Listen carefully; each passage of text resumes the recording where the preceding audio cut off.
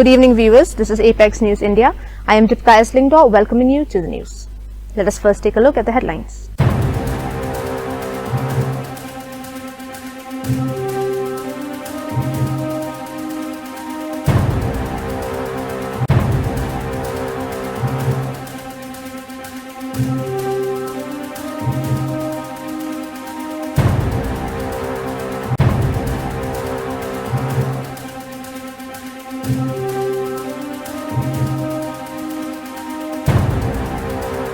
And now the news in detail.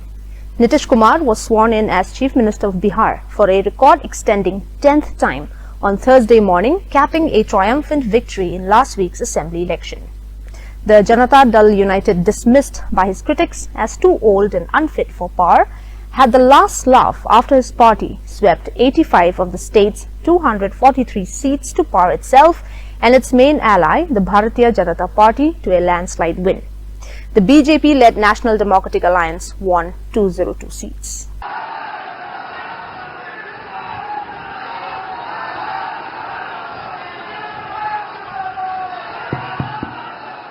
मैं नीतीश कुमार सत्यनिष्ठा से प्रतिज्ञा करता हूं कि मैं विधि द्वारा स्थापित भारत के संविधान के प्रति सच्ची श्रद्धा और निष्ठा रखूंगा। मैं भारत की प्रभुता और अखंडता अक्षुण्ण रखूंगा। मैं बिहार राज्य के मुख्यमंत्री के रूप में मैं अपने कर्तव्यों का श्रद्धापूर्वक और शुद्ध अंतःकरण से निर्वहन करूंगा तथा मैं भय या पक्षपात, अनुराग या द्वेष के बिना सभी सरकार के लोगों के प्रति संविधान और विधि के अनुसार न्याय करूंगा। मैं नीतीश कुमार सत्यनिष्ठा से प्रतिज्ञा करता हूं कि जो विषय बिहार राज्य के मुख्यमंत्री के रूप में मेरे विचार के लिए लाया जाएगा अथवा मुझे ज्ञात होगा, उसे किसी व्यक्ति या व्यक्तियों को तब से सिवाय जबकि ऐसे मुख्यमंत्री के रूप में अनेक कर्तव्यों के सम्यक और निर्वहन के लिए ऐसा करना अपेक्षित हो, मैं प्रत्यक्ष अथवा अप्रत्यक्ष रूप से संसूचित या प्रकट नहीं करूंगा। धन्यवाद। बधाई।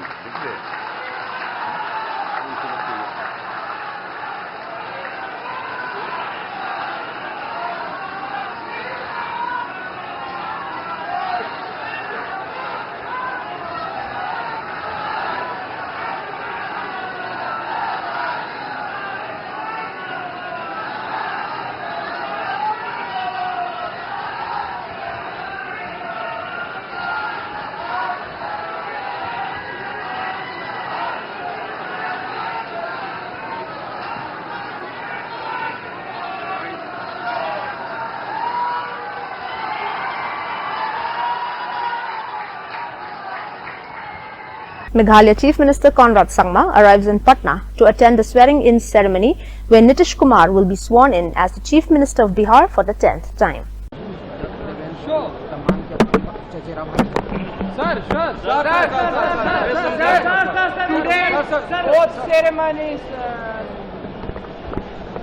तो एक ऐतिहासिक जीत जो एनडीए को आज मिली है, ये आदरणीय हमारे प्रधानमंत्री जी और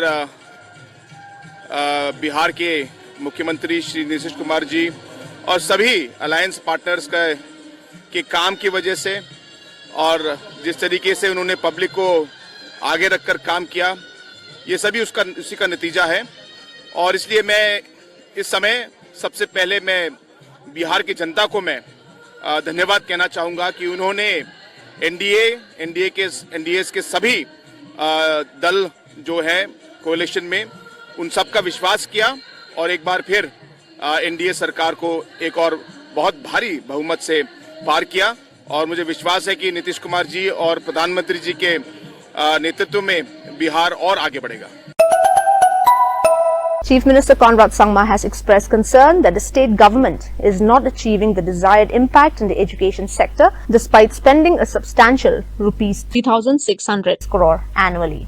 The Chief Minister made the remark while inaugurating the first Ramakrishna Mission College in the Northeast at Sora on Wednesday. Addressing the gathering, Sangma said the government allocates nearly 15% of its budget to education, and while finances are not a constraint, the expected improvements in quality and outcomes are still lacking.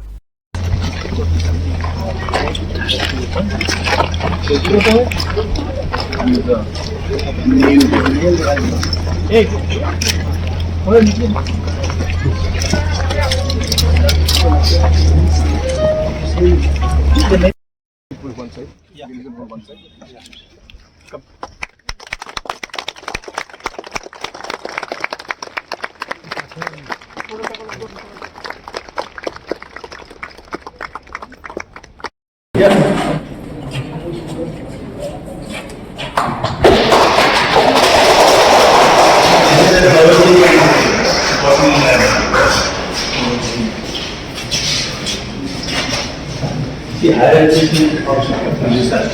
Web of different issues related with education make it very complicated for us.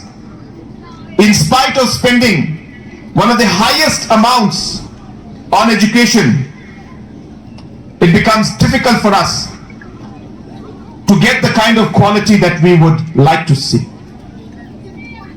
But the process to restructure it has started. Very soon, we are rationalizing, creating a structure, a separate one for ad hoc teachers and SSA teachers.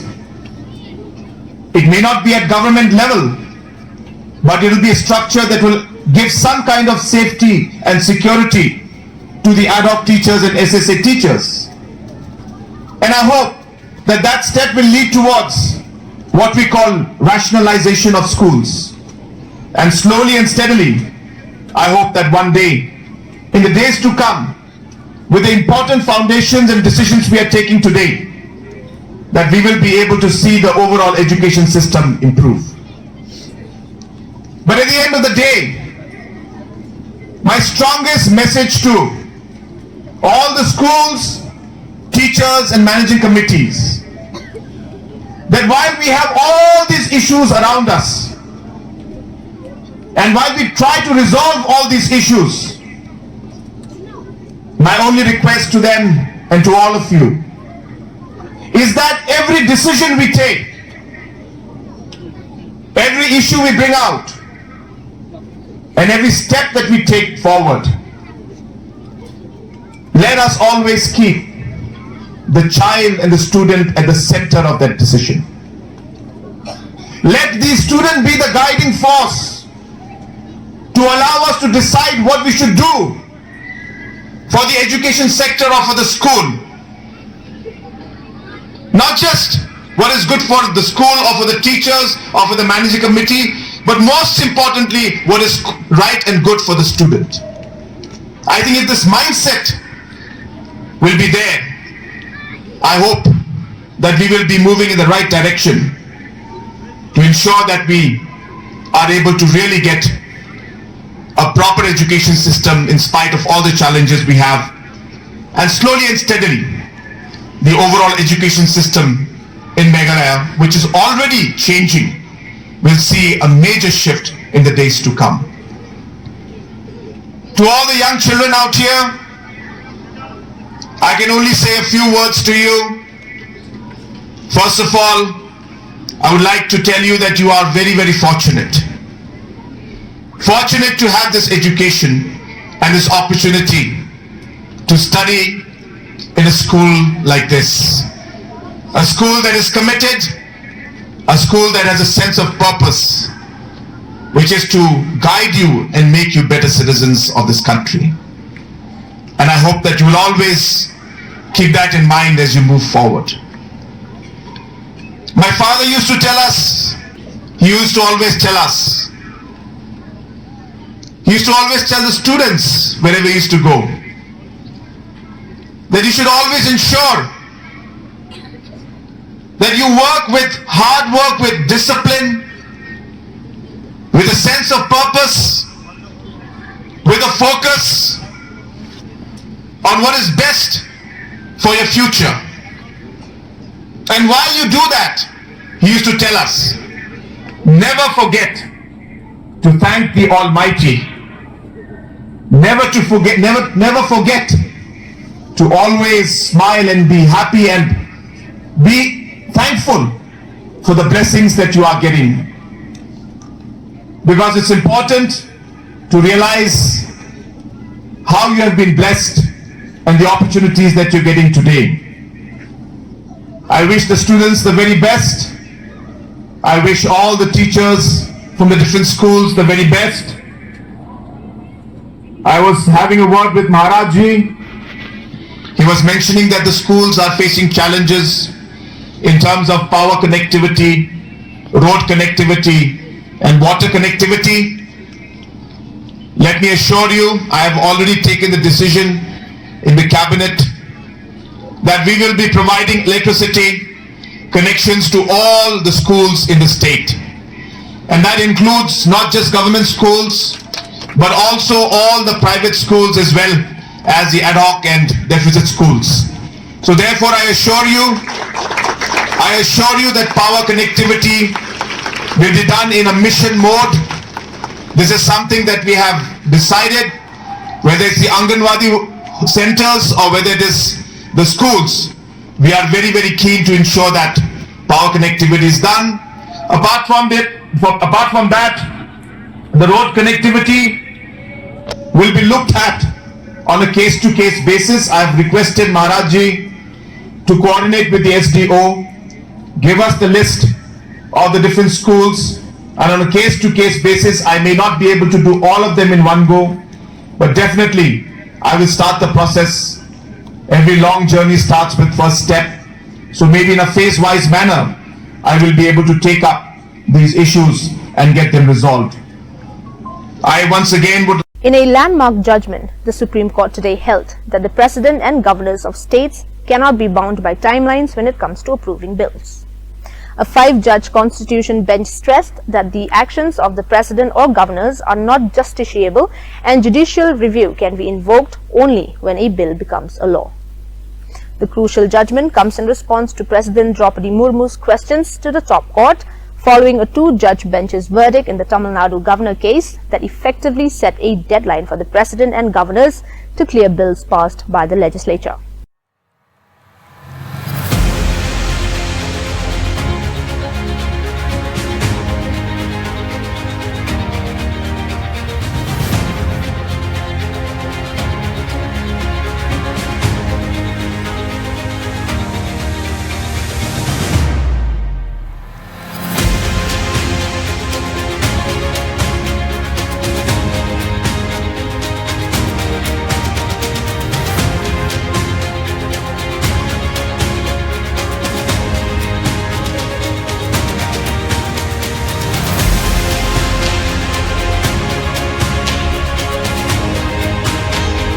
In a major development in the Red Fort car blast incident, former Prime Minister of Pakistan-occupied Jammu and Kashmir, Chaudhry Anwarul Haq, publicly admitted that his Shaheens carried out the startling bomb blast in the capital city of India that claimed lives of 15 people. Anwarul Haq made this statement in POK Assembly on Monday after losing no trust vote brought against him. A clip of his speech has gone viral on the social media.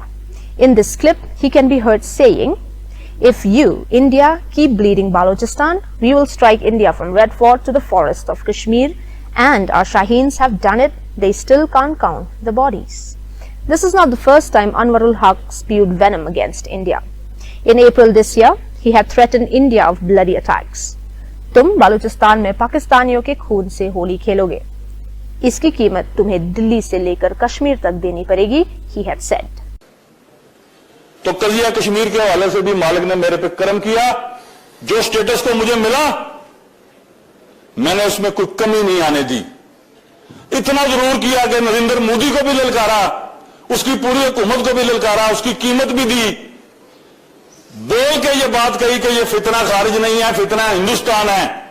इस खाकसार के पहले जुमले पर ये जुमले तब्दील हुए और रिकॉर्ड ने ये बात सुनी, तारीख ने, कि मैंने ये कहा कश्मीर हाउस में बैठ के कि अगर नहीं बाज आओगे बलूचिस्तान को ब्लीड करने से तो लाल किले से लेकर कश्मीर के जंगलों तक तुम्हें घुस के मारेंगे। और अल्लाह के फजल करम से इस गुनाहगार के लफ्जों की अल्लाह पाक ने हुर्मत रखी। चंद दिनों बाद हमारी मुसल्लह फौज ने, हमारे शाहीनों ने अंदर घुस के मारा और ऐसा मारा आज तक तैयारों की गिनती पूरी नहीं हुई।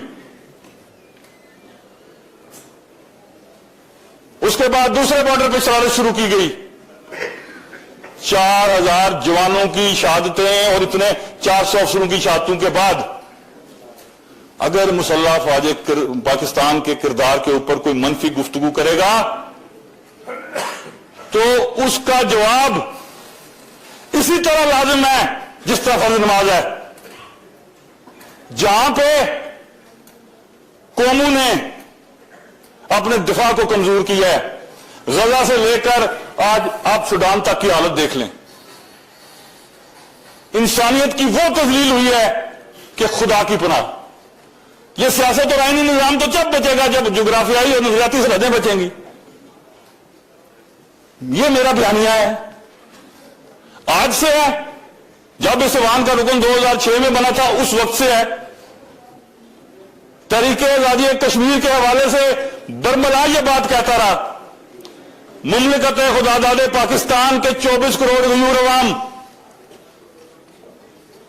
पाकिस्तान का एटमी कुव्वत होना, पाकिस्तान की अस्करी मजहबी क़यादत और सबसे बढ़कर मुसल्लह फौज पाकिस्तान की जो मिलिट्री माइट है, अगर यह मौजूद ना हो तो तहरीक के बारे में यहां गुफ्तगू करना भी महाल हो जाए।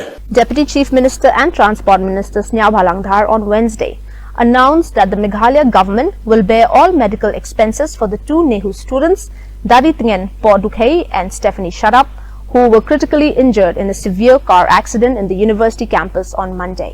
The Supreme Court has raised serious concerns over the validity of Talaq-e-Hasan, a form of triple talaq in which a Muslim man can divorce his wife by pronouncing the word talaq once every month for 3 months. The bench revisited the broader issue of Muslim divorce practices, noting that instant triple talaq or talaq-e-bidat had already been struck down 8 years ago as bad in law. Talaq-e-Hasan, though different from the instant form, continues to allow unilateral divorce. Court raises fundamental concerns. How is this allowed in modern society? Asked the bench of Justices Surya Kant, Ujjal Bhuyan and N.K. Singh while hearing multiple petitions challenging the validity of Talaq-e-Hasan. The judges examined how the practice functions and whether it aligns with constitutional principles and gender dignity.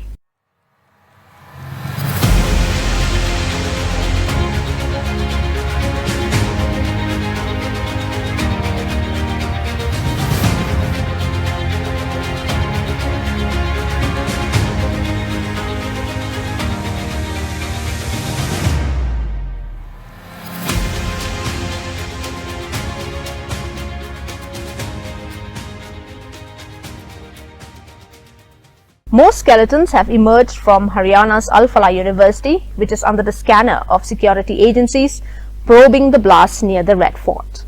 It has now come to light that a terrorist involved in 5 blasts across the country is also a student of the Faridabad-based university. Meanwhile, over 200 doctors and staff members are under investigation amid an escalating multi-agency probe into the Red Fort blast that claimed 13 lives. At least 3 doctors linked to Al Falah University, Dr. Muzammil Ganai, Dr. Umar Unnabi and Dr. Shaheen Shaheed have been arrested.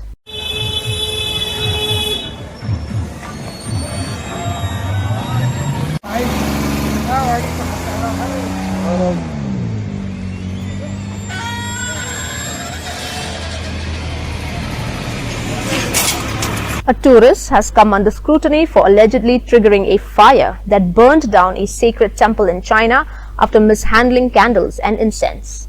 A video of the incident has gone viral, capturing the moment flames raced through the structure as dense smoke billowed in the sky.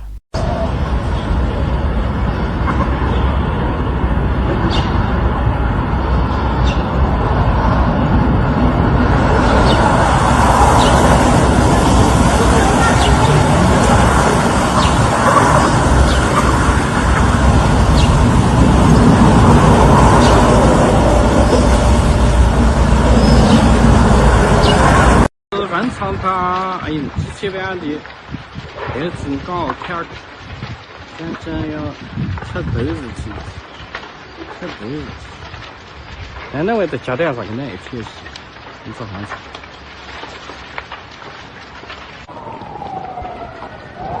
屋檐都没了，全部好。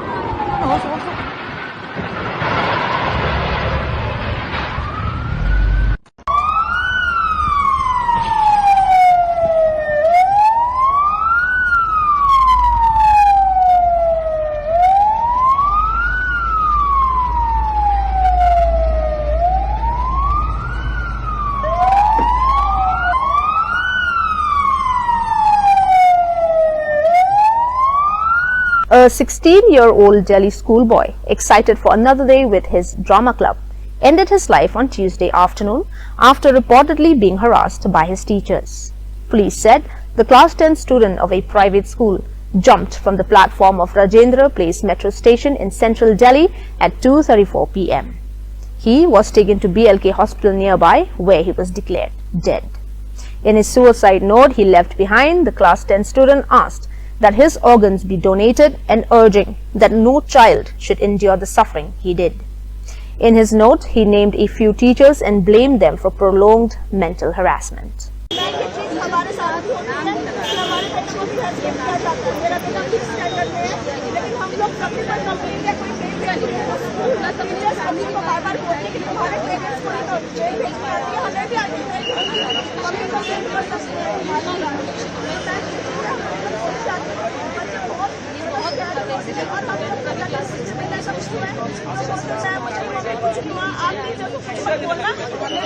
मुझे बार-बार target करेगी, मुझे बार-बार torture करेगी और बाद में मेरे बैचमेट मेरे फ्रेंड्स मुझे इसके लिए मुझे बार-बार चिढ़ाते हैं कि सौर्य के रिश्तेदार और तमाम बच्चों के पेरेंट्स आज सेंट कोलंबस स्कूल पर प्रोटेस्ट कर रहे हैं और उनकी मांग है कि जिन टीचरों का नाम सौर्य ने सुसाइड नोट में लिखा है उनके खिलाफ सख्त एक्शन होना चाहिए और स्कूल के खिलाफ FIR दर्ज होनी चाहिए और जिन टीचरों का नाम लिया है उनको गिरफ्तार करके उन पर कार्रवाई की जाए, नहीं तो हम सब लोग केंद्रीय शिक्षा मंत्री, प्रधानमंत्री से न्याय की गुहार लगाएंगे।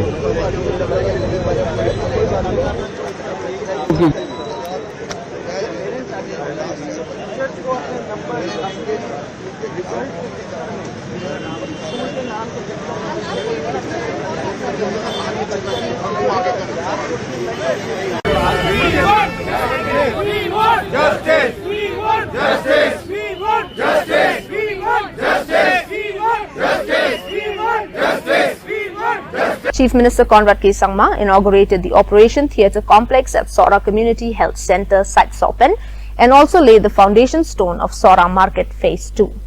Also present during the occasion were Minister Health and Family Welfare Wailad Miki Shella, MLA Shella Balaji Kupar Sindram, and MLA Sora Gavin M. William, among others.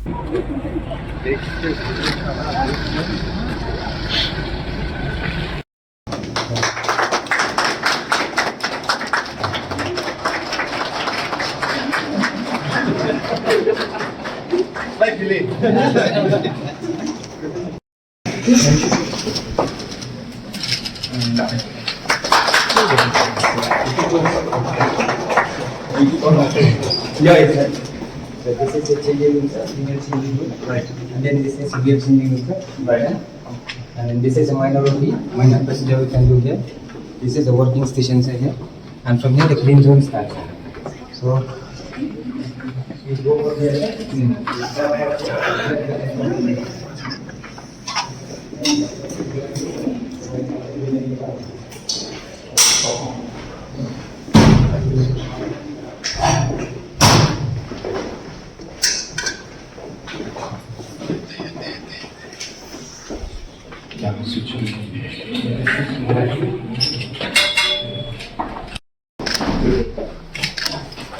Doctor, oxygen through the manifold from the cylinders. These are central line. So why do we make two tables, sir? Because like Sit. I would like to thank God Almighty for having blessed us with this wonderful evening, and more importantly for having blessed the people of Sora with this wonderful Operation Theatre Complex. I was listening to the speech of Dr. Karnayor, who is the senior specialist and who was giving the brief history of the CHC.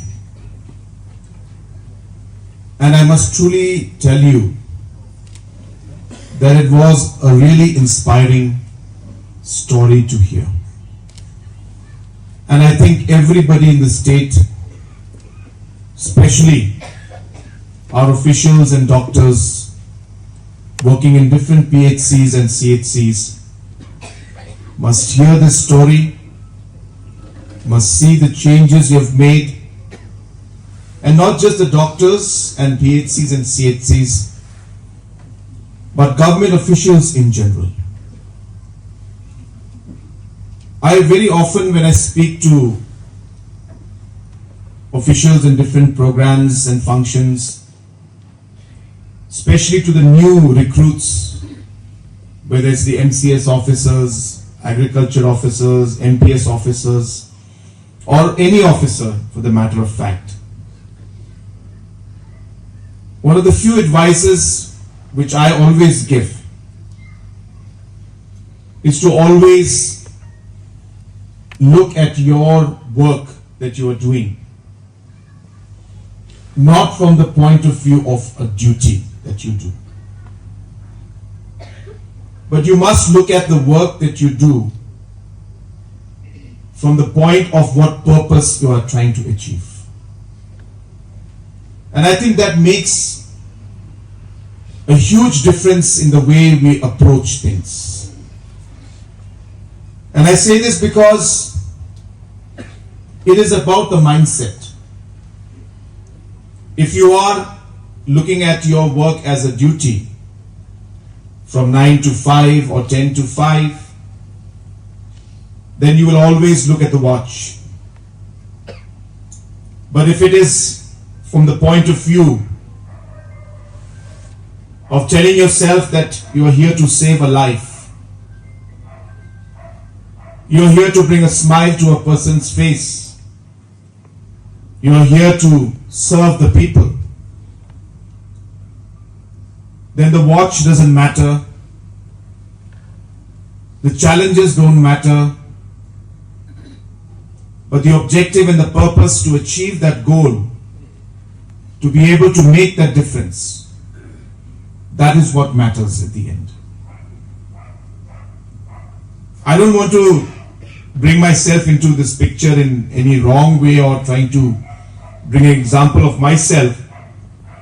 I was just talking to Dr. Zoram while coming into this place, and he was telling me jokingly that you are in a health facility, and just recently you have defied the words of your doctor who had told you to rest for 2-3 days.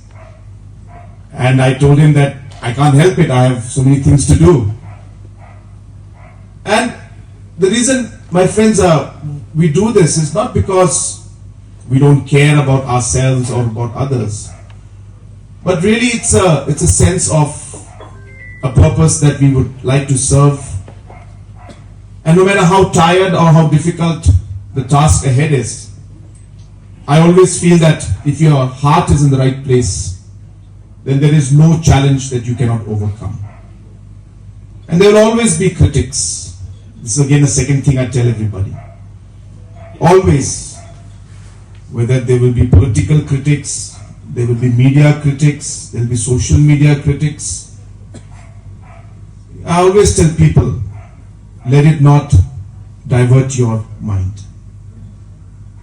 Let it not dampen your spirit. Let it never sidetrack you from what you're trying to do. Because they will never understand. They're always trying to find faults, which is fine. We don't need to speak against them. We don't need to say anything to bring down anybody. We just keep doing what we know is right. The second point I'd like to make to you, all of you, which again is a very, very important part of what we all should learn from what is happening out here, is that a lot of times, as a government, as officials, we normally tend to look at a situation and we look at the result that has happened, and of course we try to find somebody responsible for it and give the blame. But at the end of the day, we end up missing what the real problem is. I remember 2018-19. Well, dear viewers, that is all we have for you today. Until we meet again, thank you for watching.